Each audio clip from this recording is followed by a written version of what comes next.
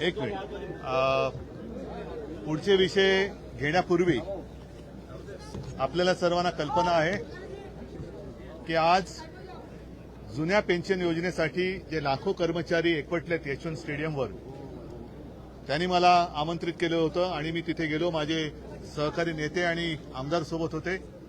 शिवसेनेने त्यांच्या मागणीला पूर्ण पाठिंबा दिलेला आहे आणि एवढंच नव्हे तर त्यांच्या लढ्यामध्ये शिवसेना सुद्धा त्यांच्यासोबत राहील हे वचन मी त्यांना दिलेलं आहे.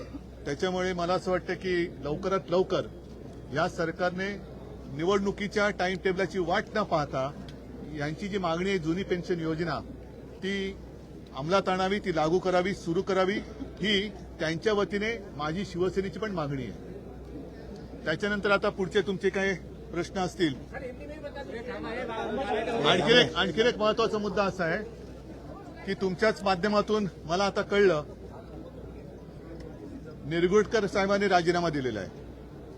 तो राजीनामा का दिला? त्याच्यामध्ये असं म्हणतात की त्यांच्यावरती कोणी मंत्र्यांनी दबाव आणला. तर हे मंत्री कोण आहेत? आणि आणखीन गंभीर जी बाब मला बातम्यांमधून समजली ती म्हणजे हा राजीनामा काही दिवसांपूर्वी दिला होता पण तो सभागृहापासून लपून ठेवला. जर असं जर का असेल तर मग नेमकं याच्या मागे दडलंय काय हे सुद्धा आता उघड झालं पाहिजे. सभागृहापासून कोणतीही माहिती ही लपवण्यात आली असेल तर ती का लपवली त्याचं उत्तर सरकारने दिलं पाहिजे आणि निरगुडकर साहेबांना सुद्धा राजीनामा देण्याची वेळ कोणी आणली याची सुद्धा चौकशी झाली पाहिजे ही आमची शिवसेनेची मागणी आहे. साहेब, दोन मंत्र्यांनी दबाव आणल्यामुळे हे सगळं राजीनामा सत्र आहे ते गेलेलं आहे. नाही, असं दबाव आणून जर का काम करणार असाल तर मग फार्स करता कशाला? म्हणजे खेळाडू पण तुमचे, पंच पण तुमचे, सगळंच तुमचं, कॉमेंट्री पण तुम्हीच करणार. मग मॅच म्हणून खेळता कशाला? ही मॅच नाहीये, हा कोणाच्या तरी भावनेचा खेळ होतोय आणि त्या भावनांशी खेळू नका. कारण महाराष्ट्र आज अस्वस्थ आहे.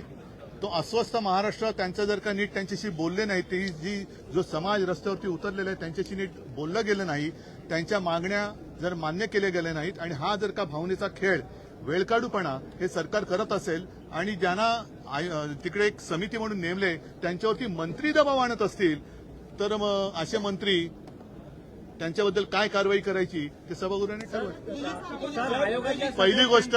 पहिली गोष्ट तुम्ही जो आता मला प्रश्न विचारला की दोन मंत्र्यांचा दबाव त्यांच्यावरती आणला असं त्यांनी सांगितलंय. पहिले दोन मंत्री कोण आहेत हे लोकांना कळलं पाहिजे. सर, आयोगाच्या सदस्यांचं असं म्हणणं आहे की सरकार कुठेतरी हस्तक्षेप करत हो, पण म्हणून हा सरकारी हस्तक्षेप नेमका कोण करतंय आणि काय करतंय हे लोकांना कळलं पाहिजे. जनतेच्या भावनेशी खेळू नका. अच्छा, या बातम्या कोणीतरी तुम्हाला सांगताय आणि तुम्ही त्या बातम्या दाखवत आहात. अधिकृत अशी माहिती माझ्याकडे आलेली नाही. ज्या दिवशी ते येईल त्या दिवशी आमच्याकडे जी माहिती आहे त्यांच्याबद्दल जे काल बोललो ती आम्ही उघड करू. मग आजपर्यंत आम्ही एक संस्कृती पाळत आलो. खोटे नाटे आरोप जर तुम्ही आमच्यावर करत असाल तर आमच्याकडे असलेली खरी माहिती ही आम्ही दाखवू. मग ती कुठे कोणाकोणाच्या अंगलट येईल हे याचं त्यांनी ठरवावं. आणि तूर्त मला असं वाटतं की आजचा दिवस हा आनंदाचा आहे. आम्ही तुम्हाला भेटल्यानंतर भुजबळ साहेबांकडे पेढे खायला जाणार आहोत कारण त्यांची चौकशी अचानक बंद केली गेली. त्यांना काही दिवस, काही महिने, काही वर्ष तुरुंगात ठेवल्यानंतर जी दमदाटी नंतर चालली होती की तुम्ही जामिनावर आहात, विसरू नका. आता असं नेमकं काय, कोणता चमत्कार भुजबळ साहेबांनी केला हा आम्हाला जाणून घ्यायचा आहे. त्यांच्याकडे आम्ही आता पेढे खायला जाणार आहोत. आणि नंतर मात्र माझा विचार असा आहे की हे अधिवेशन आता 20 पर्यंत वगैरे चालेल. संसदेचं अधिवेशन कधी चालेल, कितपर्यंत चालेल, त्या अधिवेशनानंतर प्रफुल्ल पटेल यांच्याकडे मी जेवायला जाणार आहे. पण त्यांना विनंती करणार आहे की मिरची कम जेवण द्या. त्याबरोबर ना, काल उदय सामंत यांच्याकडे नगर विकास विभागाचा अतिरिक्त भाग आहे. काल त्यांनी असं सांगितलं की मुंबई महानगरपालिकेमध्ये जवळपास 25 वर्षाचं ऑडिट आहे ते पुन्हा केलं जाणार. त्यांचा आणि मुंबईचा संबंध येतो कुठे? आणि मुंबईची चौकशी जरूर करा. मी तर आव्हान जाहीर सभेत दिले, सर्व महानगरपालिकांची करा. गेल्या काही दिवसांपूर्वी नागपूर गणपतीच्या दिवसात नागपूर ज्यांनी बुडवून दाखवलं त्या विकास पुरुषांची सुद्धा चौकशी करा. नागपूर बुडत असताना घरामध्ये गणपती आहे, ज्यांच्या घरात नागपूरकरांच्या पाणी गेलं त्यांच्याही घरी गणपती होते, पण स्वतः मात्र बॉलिवूड तारकांमध्ये फोटो काढून घेत होते. ते मुख्यमंत्री सुद्धा काय करत होते? ठाण्याची चौकशी करा, पिंपरी चिंचवडची करा, पुण्याची करा, नागपूरची करा आणि करोना काळात खास करून पीएम केअर फंडाचं काय झालं त्याची चौकशी करा. संपूर्ण देशाची चौकशी करा. आमचं जाहीर आव्हान आहे. अधिवेशन कुठलंही असलं की चौकशी आणि एसआयटीच्या समित्या स्थापन करण्याचा एक पास तुमच्यासमोर आखला जातो. यामुळे काय नाही शेवटी नाही दबाव येण्याचं कारणच नाहीये. दबाव टाकण्यासाठी करतात. कर नाही त्याला डर कशाला. दबाव येण्याचं कारण नाही. पण खोटे आरोप तुम्ही आमच्यावरती करणार असाल तर तुमची खरी जी काही माहिती आहे आणि ती पेपरमध्ये आलेली आहे, कोणाची प्रश्नोत्तर पेपरमध्ये आलेली आहेत हे तुम्हाला माहिती आहेत की काय काय कसं घडलं, कोण कसं करत आहे, त्या बातम्या आहेत, कात्रण आहेत आणि ते ऑन रेकॉर्ड आहे, स्टेटमेंट आहे. मग त्याची चौकशी करा. साहेब एक दोन प्रश्न आहेत की सीबीआयने ऑलरेडी या पूर्ण प्रकरणात मला त्याच्यात जायचं नाही. ऐका, हे कोणीतरी तुम्हाला हवेत बातम्या सोडायला सांगतं, त्याच्यावर मी अधिक भाष्य करणार नाही. अधिकृत जेव्हा काय होईल तेव्हा मला काय बोलायचं ते मी बोलेन. इंटरव्ह्यू ऍप्लिकेशन आपण या प्रकरणात केलेलं आहे. ते ठीक आहे, त्याचा तो विषय वेगळा बघू आम्ही. काय आता हिंदी में जरा थोड़ा सा चला.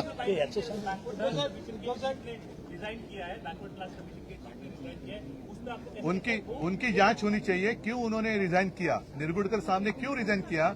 एसआईटी उसके ऊपर लगाओ. उनके ऊपर कौन से ऐसे दो मंत्री हैं जो दबाव ला रहे थे, उनके एसआईटी लगाओ. क्यों दबाव ला रहे थे वो एसआईटी लगाओ. खाली ये लोगों का खेल, उनके जो भावना है उसके साथ खेल मत करो, खिलवाड़ मत करो, क्योंकि आपका तो खेल होता है लेकिन लोगों की जान जा रही है. तो एसआईटी हम तो मांग करें कि निर्गुडकर साहब ने जो रिजाइन किया है, इस्तीफा दिया है, उसकी एसआईटी लगाओ और निर्गुडकर साहब को पूछो कि ये मंत्री कौन है. और मुझे जो आपके माध्यम से समझ में बात आ गई, कुछ दिन पहले उन्होंने इस्तीफा दिया था, क्यों इतने दिन वो छुपाए रखा. एसआईटी उसके लगाओ. एज्युकेशनचा प्रश्न. ठीक है, मैंने जो बात कही है, हवा में जो बात चल रही है उसके ऊपर मैं बात नहीं करूंगा. आपको अगर उसमें इंटरेस्ट है, जिन्होंने आपको न्यूज दिया उनको बात करो. आता आणखीन एक मुद्दा महत्वाचा आहे की सध्या तुम्हाला माहिती आहे अपात्रतेच्या बाबतीत सुनावणी सुरू आहे. त्याच्याकडे सगळा रेकॉर्ड आहे, 3चा आहे, 8 आहे, 13, 18 वगैरे सगळं आहे. पण आज जे बाळासाहेबांवरती श्रद्धा आहे असं म्हणतात. अनिल परब आहेत का? अनिल इकडे या. जरा मुद्दामून तुम्ही सांगा, हे खोटे गद्दार लोक हे बाळासाहेबांवरच्या निष्ठा त्यांच्या कशा उघड झाल्या ते अनिल तुम्ही जरा परत सांगा. एक मिनिट हे द्या ना. आज सकाळी जी सुनावणी झाली यामध्ये जी उलट तपासणी झाली त्याच्यामध्ये शालेय मंत्री केसरकर यांनी बाळासाहेबांबद्दलचे जे उद्गार काढले हे अतिशय संतापजनक होते. खरंच संतापजनक. त्याचं कारण असं आहे की बाळासाहेबांचे विचार घेऊन आम्ही पुढे जातोय असं सांगत त्यांनी गद्दारी केलेली आहे. आणि हे करत असताना बाळासाहेबांनी लोकशाहीची कुठली तत्व पाळलेली नाहीत. बाळासाहेब मनमानी करत होते. बाळासाहेबांनी कुठल्याही निवडणूक आयोगाच्या नियमाप्रमाणे निवडणुका घेतल्या नाहीत. असे वेगवेगळे आरोप त्यांनी आपल्या उलट तपासणीमध्ये केलेले आहेत. आणि म्हणून आपल्या माध्यमातून बाकी सगळ्यांना कळावं, कारण ही साक्ष काय बाहेर सगळीकडे पूर्ण जात नाही, पण आपल्या माध्यमातून कळावं की ज्यांचा बाळासाहेबांशी कधीच संबंध आला नाही, कारण ते शिवसेनेत आले 2014ला, बाळासाहेबांचं निधन झालं 2012ला आणि ते आज बाळासाहेबांच्या बद्दल जाताना आम्हाला शिकवून गेले. परंतु आज त्यांचं खरं स्वरूप या साक्षी पुराव्याच्या निमित्ताने उघडकीला आले आणि त्यांनी बाळासाहेबांबद्दल जे उद्गार काढले हे सगळे आपण देखील जे पत्रकार आतमध्ये बसतात त्यांनी ऐकलेले असतील आणि त्याचा अर्थ आपण देखील लावलेला असेल. आणि अशा लोकांना बाळासाहेबांबद्दलचं प्रेम हे सगळं बनावट आहे, सगळं बेगमी आहे. बाळासाहेबांबद्दल यांना कुठलंही प्रेम नाही. स्वतःच्या स्वार्थाकरता ते गेले होते आणि त्यांनी अप्रत्यक्षपणे हे सगळं मान्य केलेलं आहे. त्यांनी आरोप केलेला आहे की 1999 पासून 2022 पर्यंत एकही पक्षांतर्गत संघटनात्मक या सगळ्या गोष्टी आम्ही सादर केलेल्या आहेत. मुळामध्ये ते शालेय शिक्षण मंत्री जरी असले तरी मला असं वाटतं जी साक्ष देताना त्यांचं पुरेसं शिक्षण झालेलं नव्हतं आणि मूलभूत शिक्षणच झालेलं नव्हतं. कारण 2012 साली जसं बाळासाहेब आपल्यातनं गेले हे अनिल परबनी सांगितले सगळ्यांना माहिती आहे. तत्पूर्वी हे शिवसेनेच्या विरोधात लढले होते. तेव्हा आज अचानक त्यांना कोणता साक्षात्कार झाला, जसं भुजबळांना असं काय अशी कोणती जडीबुटी मिळाली, कोणता असा चमत्कारी साधू बाबा भेटला की ते एकदम ईडी मागेच गेली आणि गेल्या वेळेला तर ईडीने सांगितलं आम्ही कशासाठी केस केली ते हेच माहिती नाही. तर ही जडीबुटी देवा सगळ्यांना दे अशी माझी प्रार्थना आहे. आणि हेच मी म्हणतोय की वाटेल तेव्हा बदनाम करायचं, त्यांच्या अखत्यारीत आल्यानंतर त्याच्यावरच्या केसेस विड्रॉ करायच्या, एवढं उघड हे थोतांड म्हणजे हिंदुत्व नाही. यांचं हे थोतांड मी हिंदुत्व मानायला तयार नाही. जानेवारीमध्ये निकाल काही तो आता बसलेत ना, त्यांना वरून जो आदेश येईल तसं येईल तो करायचे. शालेय शिक्षण विभागाने एक सर्व्हे केलेला, त्याच्यात असं आढळून आलं की 3000 पेक्षा जास्त मुलं जी आहेत ती शाळेपासून वंचित आहेत महाराष्ट्रात. आणि आतापर्यंत मंत्री पण असं नाही माझं म्हणणं, मंत्री त्या शाळेत गेले नसतील ह्या वंचित असलं ते शाळेत विद्यार्थ्यांनी प्रभू रामचंद्राच्या मंदिरासाठी नगरीला उद्घाटन होणार आहे. ते तो म्हणजे जो त्यावेळेला गादीवर असेल तो उद्घाटन करू शकेल हे नशीब आहे, पण बाबरी पाडण्यात त्यांचा सहभाग नव्हता. त्याच्यानंतर झालेल्या 92 राम मंदिरचा आदेश मी सांगत होतो की विशेष कायदा बनवा, आणि ज्या वेळेला राम मंदिराचा मुद्दा हा थंड बसत्यात होता तेव्हा मी 2018 साली नोव्हेंबरमध्ये अयोध्येला गेलो होतो. त्याच्यानंतर योगायोगाने त्या वर्षभरात सुप्रीम कोर्टाने तो निकाल दिला, आणि ज्या नोव्हेंबरमध्ये मी तिकडे गेलो होतो त्याच्या पुढच्या नोव्हेंबरमध्ये हा निकाल आला, आणि योगायोगाने मी पण मुख्यमंत्री झालो होतो. त्याच्यामुळे असं काय नाही की कोणाचं आमंत्रण मला पाहिजे त्यावेळेला मी जाईन, कारण श्रीराम माझा सुद्धा आहे. मला जेव्हा वाटेल मला ते तिकडनं सांगतील, तिकडनं म्हणजे कुठे प्रभू रामचंद्र, हे यांचे देव वेगळे, माझे देव वेगळे. उद्घाटन झाल्यानंतर निवडणुका जाहीर करतील असं वाटतं. क्या वजह है हिंदी बताइए. क्या उज्ज्वल के पास आप मिठाई खाने जाने मिठाई खा कुछ साल 2 साल या 2.5 साल पता नहीं, अब मैं भी भूल गया. वो जेल में थे, उनके ऊपर गंभीर आरोप थे. अचानक ऐसा कौन सा चमत्कार हो गया कि उनके ऊपर ईडी ने केस जो दायर की थी वो वापस ले ली और उनको फ्री कर दिया, क्या करते, बरी कर दिया. तो असं सगळ्यांना बरं करा असं माझं म्हणणं आहे. और प्रफुल्ल पटेल साहब के यहाँ मैं अभी देखता हूँ, उनके घर खाना खाने की मेरी इच्छा है, मिर्ची कम खाना. कारण आता त्यांच्याकडे जेवायला जायला काही हरकत नाही, कारण त्यांना राजमान्यता मिळालेली आहे. भुजबळ साहेबांना राजमान्यता मिळालेली आहे, प्रफुल्ल पटेल साहेबांना मिळालेली आहे. आता भुजबळांचा पेढा खायला आणि प्रफुल्ल पटेलांकडे मिरची कम जेवायला काय हरकत आहे.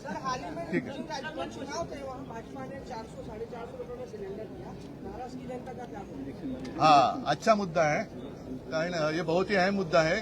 यही तो खासियत है, ऐसा विषय आता है कि उनके ऊपर आ सकती है बात. कौन सा गुनाह किया है कि आपने वहां सब प्रभु रामचंद्र का दर्शन आपको फ्री और महाराष्ट्र के लोगों को चार्ज, ये कौन सा हिंदुत्व है. वहां जो जिस कीमत में दाम में गैस सिलेंडर मिल रहा है महाराष्ट्र में नहीं मिल रहा है, क्यों आप इलेक्शन का इंतजार क्यों कर रहे हैं. और इतने दिन तक मतलब आप कम कर सकते हैं, जो गैस सिलेंडर की दाम है, प्राइस है, आप कम कर सकते हैं. तो इतने दिन जो ज्यादा पैसा लिया वो किसकी जेब में दिया गया. हा सगळा मोठा घोटाळा है. और इसलिए मैं कहता हूं, अगर मुंबई म्यूनिसिपैलिटी की इंक्वायरी करनी है जरूर करो, लेकिन साथ ही साथ सारे म्यूनिसिपैलिटी की इंक्वायरी करो. खास कर पिछले कुछ दिन पहले गणपति के दौरान नागपुर डूब गया था, जिसने नागपुर डुबा कर दिखाया, उनकी भी जांच करो. और मैं तो कहता हूं कोरोना के समय में पूरे देश की जांच करो और पीएम केयर फंड की भी जांच करो.